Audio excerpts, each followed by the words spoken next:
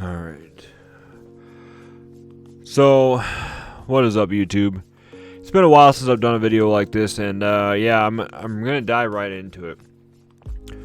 So people have been asking me what are my plans going into 2024 with my retro collecting, especially since I came to terms with I had retro game collection addiction.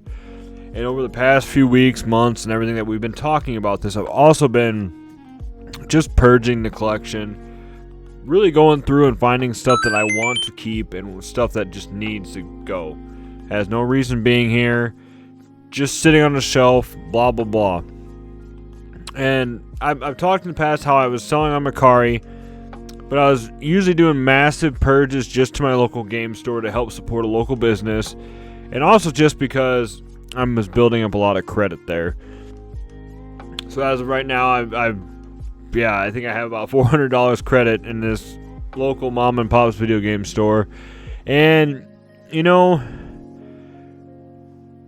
yeah, it's crazy, guys. Like, people have been DMing me on Instagram, you know, well, are you done collecting for sure? Are you done collecting always, or what's going on? So the thing with addiction is it's always there. And you guys know how, like, when I talk about addiction and stuff like this, and talking in these videos and everything, I like to get real, I like to get honest about this stuff.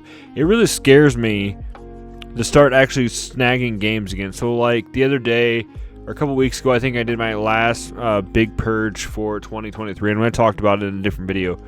And even then, I was looking at games after I purged, because I mainly had just been building up the credit just to have credit there in case down the road they had like an Xbox Series X or something like that I wanted.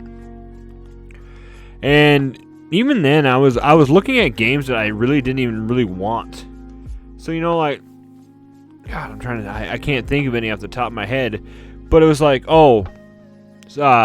Paper Mario on GameCube for, I think she had it at like $90 to $100. Decent condition. This looked great and everything, but yeah, I almost bought it.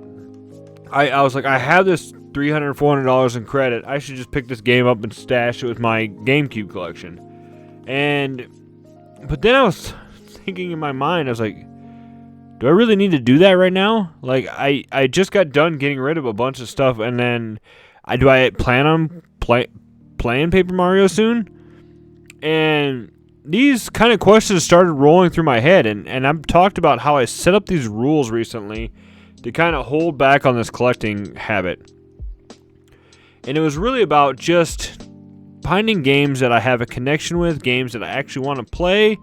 And, you know, if it's something to pick up that I'm not planning on keeping, it's one of those games I have to beat right away and then get rid of right away.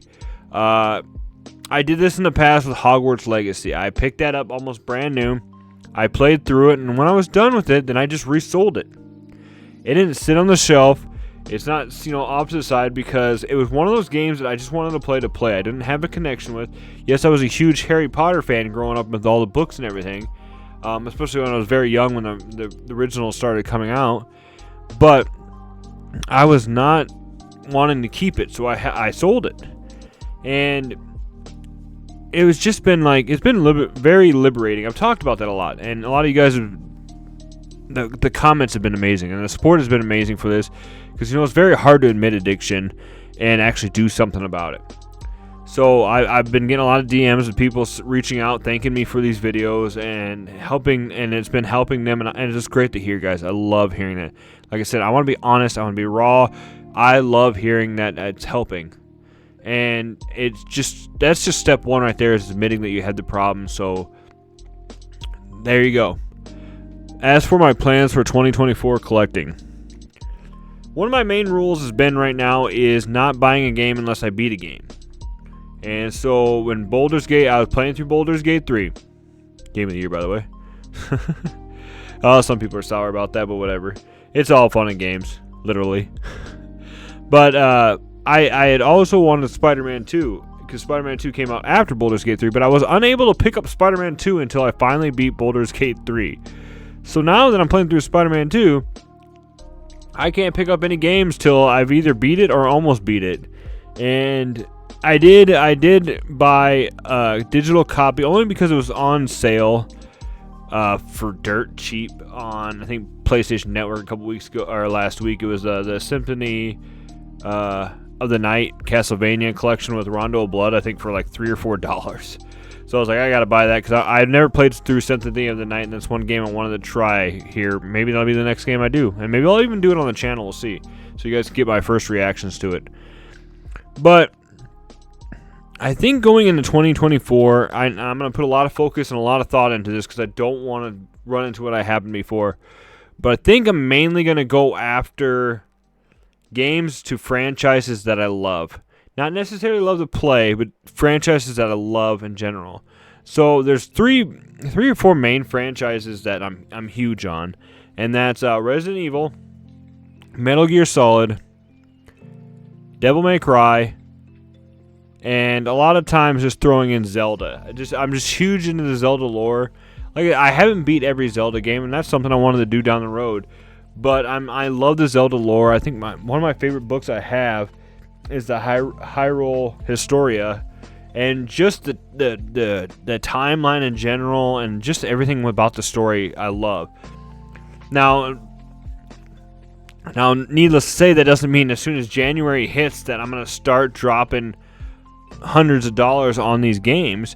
I still am going to limit myself, and we will do a follow-up video somewhere closer to January about what my rules will be. And one of the rules I thought would be a good way to do this is, now that I'm monetized on YouTube and stuff, maybe I can only use the money that I make on YouTube to pick up games. And then I can kind of show you guys that too, how that works, how that process is, and maybe limit myself to like 1 or 2 games a month just for the collection, and use only whatever money I make off of YouTube for that thing. Otherwise, yeah, guys, I don't want to, like I said, I don't want to jump into that whole buying everything in sight crap, especially after I just purged so many games. And yeah, it's just going to be, I think it's going to be a lot more fun that way. I'm trying to think what else I wanted to go into this. But I have talked about changing up the game room a little bit too. I've actually talked about maybe getting rid of the 1-up cabinets too. As cool as they look in here, they are not, to me, playable. My youngest son Anakin loves them, but otherwise I don't personally do it. So who knows, maybe I'll get rid of the Mortal Kombat one since he's too young for that one, and put the Pac-Man one upstairs in his room or something, and he could just have that one. But just changing some stuff up, because I thought about getting into collecting more of the actual like decor / fun stuff. So as you can see behind me, below the Mario, and I think it's like right there, I actually randomly, while I was out just not even really hunting, just walking around checking out thrift stores like I do, I ran across the Shadows of the Empire Han Solo action figure. And so I have, not only do I have it game in like a rental case, but I have the soundtrack for it too, and I have a random toy. So I've thought about too is kind of just building maybe a Shadows of the Empire collection, and just finding some random toys and going through that.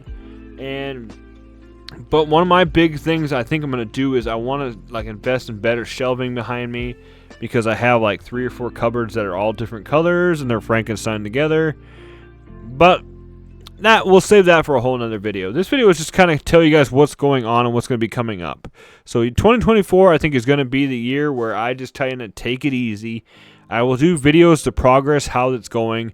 And I will continue to do videos like this talking about the retro game collecting addiction, because yeah, it's something we need to talk about, and I've talked about it many times that it doesn't get really brought up in a case, and I got a video I'm working on here pretty soon that people are, what I want to say, I've seen it in some videos, mainly resellers and stuff, because they say they're collectors, they say they're hoarders and stuff, but they're really just resellers. But they've been like, what do I want to say, glorifying retro hoarding, joking about it, and doing, and everything with that. And it's just kind of something that, yes, if you do it in the right tone, I think it does work. But hoarding and stuff is not a joke, guys, sometimes. I know I've probably joked about it in the past, and like I said, a lot of the big channels, they joke about it, but it's not a big joke, especially if that person is actually suffering from it and we don't know that. So I got some videos in the works, guys. But we'll just end this one with this saying. Just thank you guys so much for your support. Going into 2024, we're going to slow down. We're going to enjoy the ride. We're going to focus on the YouTube channel. We're going to focus on the mental health of this aspect. And yeah, we're just going to focus on a lot more, not to sound corny or anything, like inner healing and just spreading knowledge and educating people on some of this stuff. So with that being said, guys, as always, stay retro, my friends, and I will see you in the next video.